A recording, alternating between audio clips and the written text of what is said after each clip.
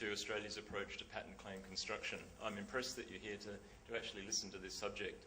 It is, I think, probably a relatively dry subject. I'm sure you'll agree with me in regard to that, but I think it's actually a pretty important subject. It goes to the core of what we do. For the patent attorneys in the room, it certainly goes to the core of what we do in our role. If we think about claim drafting, well, I think about all the talks I've heard at this conference, and there's a lot of talks about how you analyse patents, you can exploit them, you can license them, you have to litigate them. A lot of it comes back, obviously, to interpreting the claims, construing the claims, and so it's a pretty basic subject in many ways.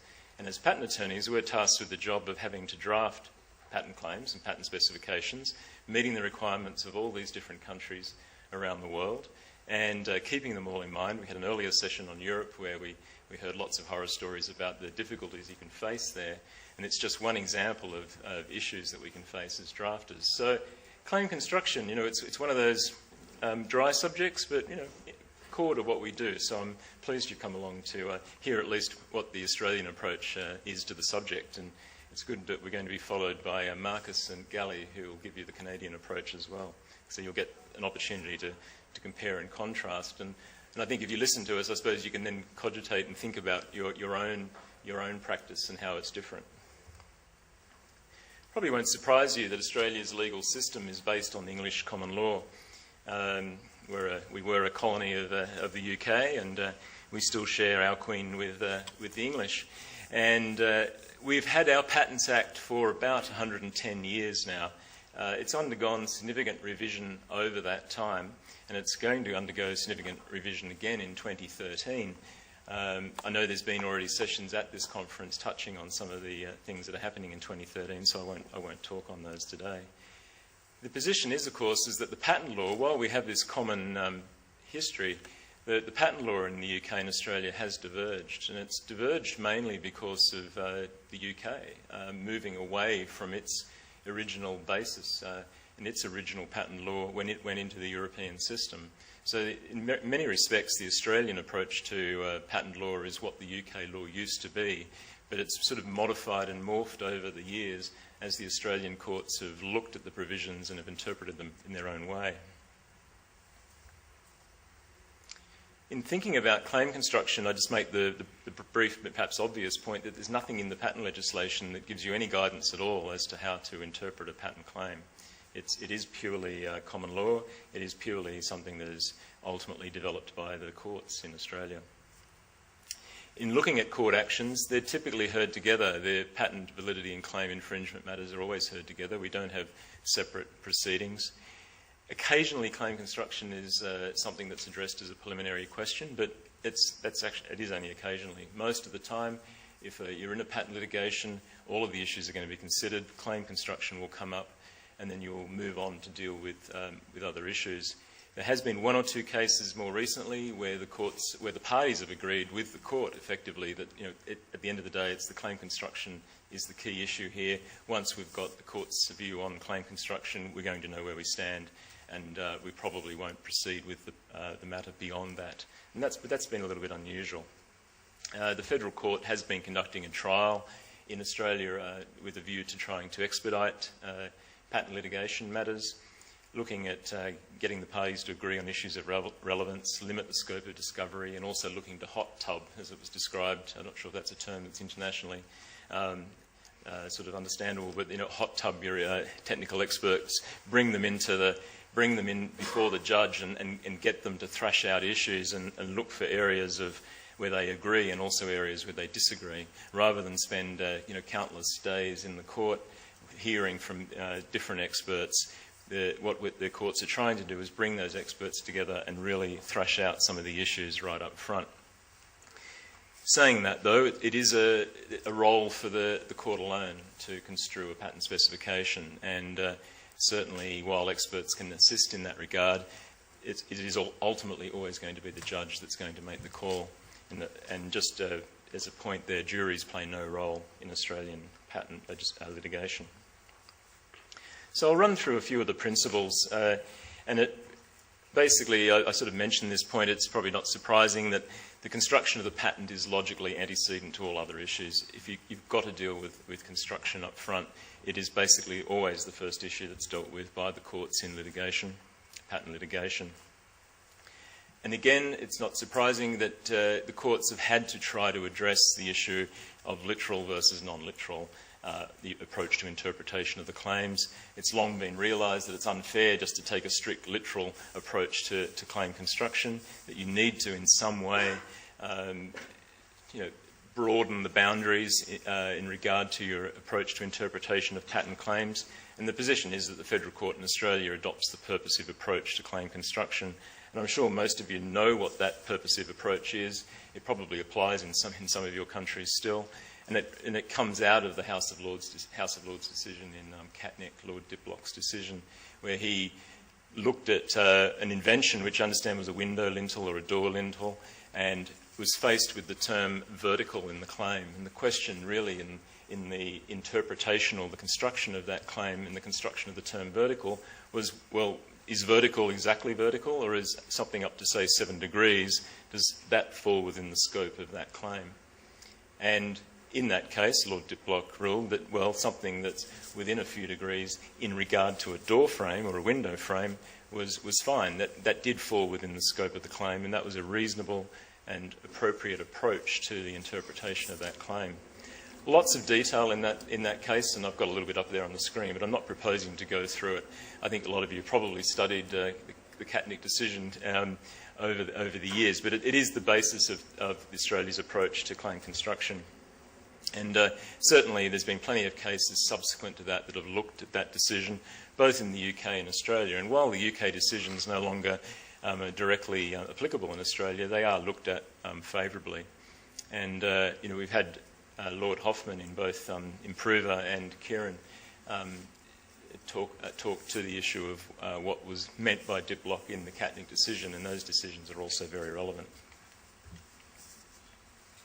So essentially the current position is that we're going to have a purposive construction, and that's great.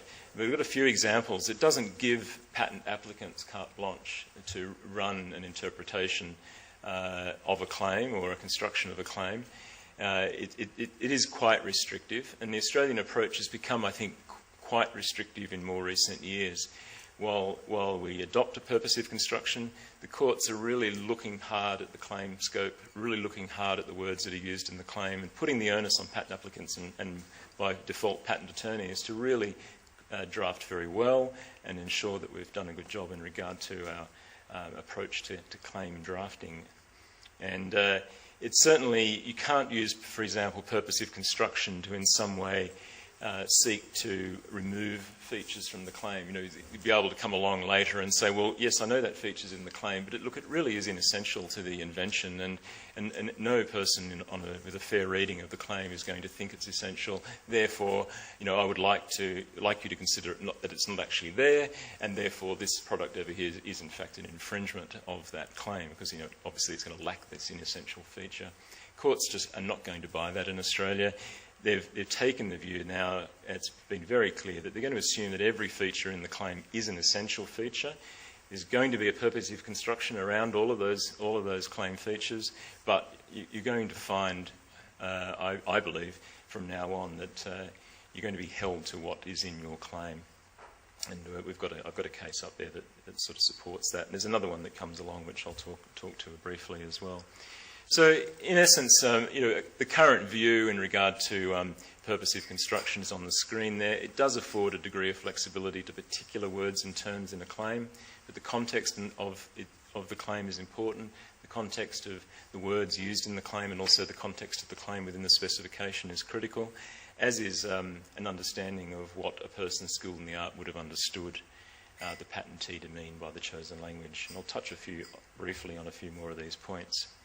Just wanted to give you a few examples just to show you sort of the claim construction in practice. Bagel and Fomex, I think it's a little interesting case. It was actually one of these cases where the parties agreed that if we can deal with the claim construction, we can probably leave at that point, because once we've got the court's view on claim construction, we're going to know where we stand. And The case was about the claim was about a method of laying foundations, and it used the term concrete spacer. A third party came along and used a plastic spacer, and they were sued for patent infringement. And perhaps it wouldn't surprise you, but the claim was held, well, the use of the term concrete spacer in the claim was held to be an essential feature, and B, there was no ability to use purposive construction to somehow construe that was something how you could, that concrete would cover plastic. Probably not surprising decision, but the parties did run that, and they did run that argument. And I think the court there's, it's a good little quote that I'm always talking to our trainee patent attorneys about, and that patent claims are not drafted by inexperienced or unqualified authors. So this is the approach the courts are going to take. They're looking very hard at what's in your claims and are going to hold you to what's there. I'll skip that decision. There's another decision here of Mud Company and Cortel. And I think this is, again, a good one, that just reinforcing the point that purposive construction doesn't give you an opportunity to simply, in a sense, look to patent the idea of an invention. If somebody comes along and takes the idea of the invention but delivers the invention in a different way, it's not going to be captured by purposive construction.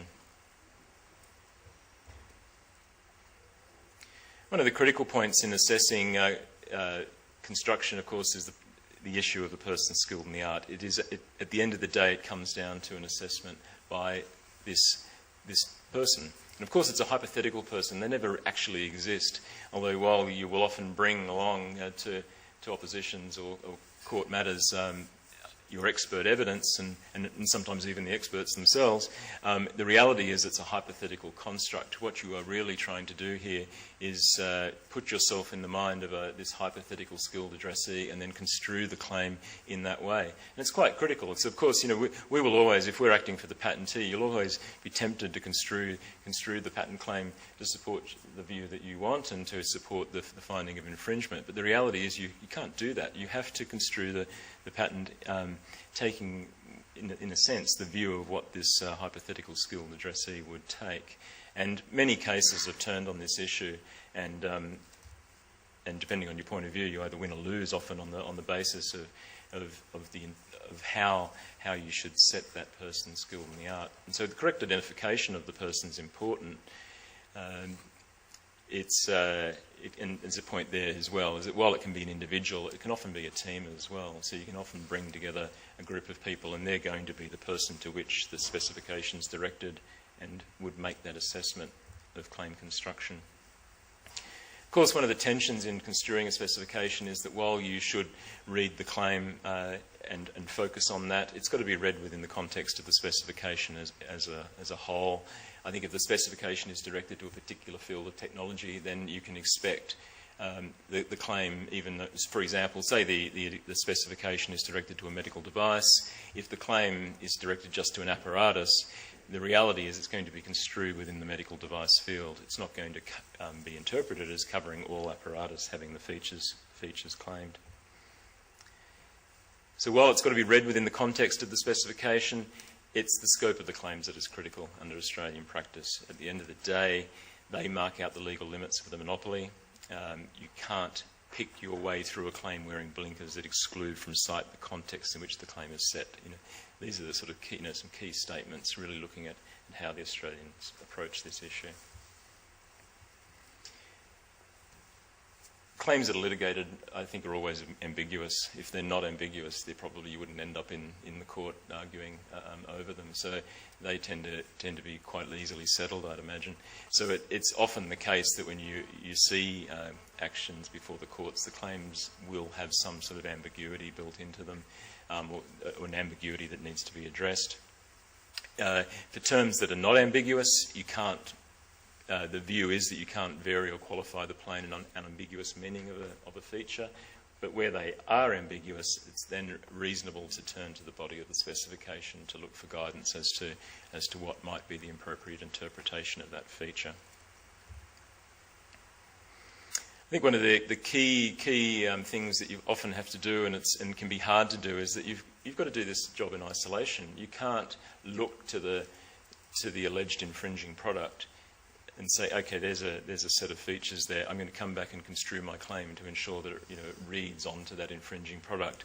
The approach has to be that you construe the claim and you construe the claim in isolation, in effect, come to a view as to what it does in fact cover, then turn to the infringing article to decide, or the alleged infringing article to decide whether it actually falls within the scope of the claim. And at that point, you also make that assessment of whether the claim is valid in light of the prior art. Just to conclude, I just wanted to touch on a few other points about Australian practice when it comes to claims. Within preambles, the word "for" is often used. I understand in certain jurisdictions it's fairly limiting when you use that term. It's not in Australia. It'll essentially be interpreted as suitable for. So it doesn't bring a limitation into the claim at all. So if you say something like an apparatus for doing something, that for is not a limitation, it's just suitable for. So you can't import, you're not going to address, say, a piece of prior art through the use of that term. You're going to have something else in your claim if you want to be valid. The term comprising is often an issue for foreign applicants because Australian attorneys like to put in a definition of that the word comprising is being used in a non-exhaustive sense.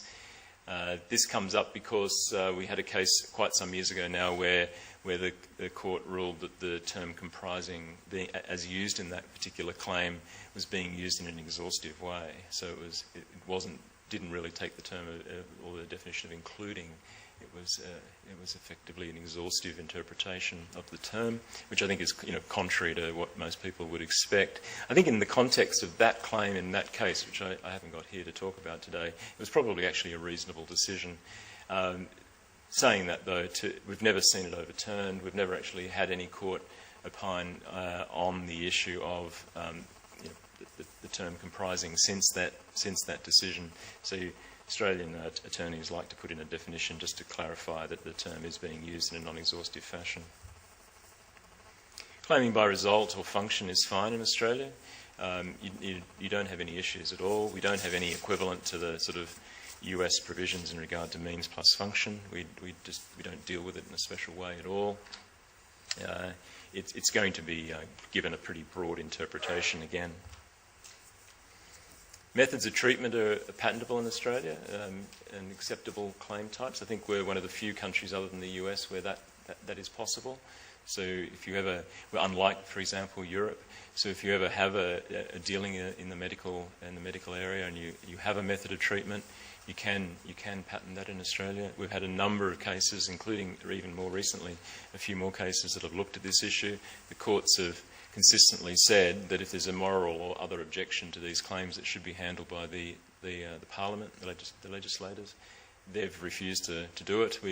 Despite sort of significant revision process that we went through even this year, they've not looked at this issue of patentability of methods of treatment. So I think we can safely say that they're patentable in Australia. And I'll just wrap up on this point. I think, again, just to contrast, I think, with some jurisdictions, that we don't have file wrapper estoppel in Australia. So we don't have a situation, well, you can have the situation, and I've seen this in practice, where a party will argue one interpretation before the Patent Office and then argue a different interpretation in the court in regard to a claim feature, which I think is unreasonable, but we don't have file wrapper estoppel, so you are entitled to do it. And it comes to this, sort of in the last few lines on this slide, it comes to this point that unless the claim's ambiguous, you're not really entitled to turn to the body of the specification. You really just have to focus on the claim. So if you're not even entitled to turn to the body of the specification, why should you be entitled to turn to the file wrapper of the case when you are arguing it before the Patent Office? So, yeah, no file wrapper estoppel in Australia. A couple of cases on that over the years, and we certainly have. I think that's settled law. So that's a very quick run through. I've tried to keep that pretty short, conscious of the time and the day, and hope that you've found that an interesting insight into Australia's approach to claim construction. Thank you.